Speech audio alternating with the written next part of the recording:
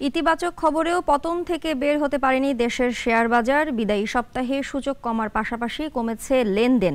পাশের দেশগুলো এগুচ্ছে, তবে পিছিয়ে পড়ছে দেশীয় শেয়ার বাজার। পাকিস্তানের শেয়ার বাজার যেখানে উঠছে, সেখানে আমাদের অবস্থান দেখলে রীতিমতো পেতে হয় লজ্জা। করাচি 100 সূচক লক্ষ্য পার হওয়ার পর সে দেশের বিনিয়োগকারীদের উচ্ছ্বাস তৈরি হলেও বিপরীত চিত্র ঢাকা স্টক এক্সচেঞ্জে।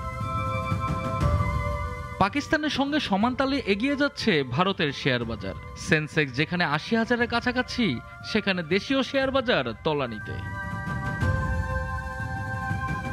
চলতি নভেম্বরের শুরুর 2 সপ্তাহ কিছুটা আলোর মুখ দেখালেও এর পরের দিনগুলো কেটেছে হতাশার। বাজার উন্নয়নে বিভিন্ন ইতিবাচক খবর থাকলেও আস্থা ফেরাতে ব্যর্থ হয়েছে নিয়ন্ত্রণ সংস্থা। বিদায়ী সপ্তাহে সূচক কমেছে 4.99 পয়েন্ট। এছাড়া দৈনিক লেনদেন কমেছে 423 কোটি টাকা।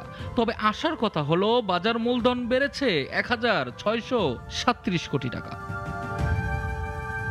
গেইনারের শীর্ষে উঠে আসা এমারেল্ড অয়েলের সপ্তাহ জুড়ে দর বৃদ্ধি পেয়েছে 26.10%। দ্বিতীয় অবস্থানে থাকা ইন্ট্রাগোর দর বেড়েছে 21.21%। এছাড়া সবচেয়ে বেশি দর হারিয়েছে new line clothing. Phoenix finance ও এনার্জি প্যাকের শেয়ারে আস্থা না থাকায় দর কমেছে অনেক। বিদায়ী সপ্তাহে সেক্টর বিবেচনায় সবচেয়ে বেশি লেনদেন বেড়েছে কর্পোরেট বন্ড খাতে। অন্যদিকে জেনারেল ও লাইফ ইন্স্যুরেন্সের লেনদেন কমেছে চোখে পড়ার মতো। এদিকে ডিএসসির সার্বিক মূল্য আয় অনুপাত বা পি রেশিও কমে দাঁড়িয়েছে 9.51 পয়েন্ট।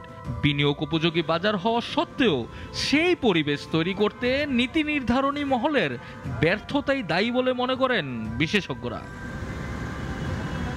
সানিয়া আহমেদ, নাগরিক, ঢাকা।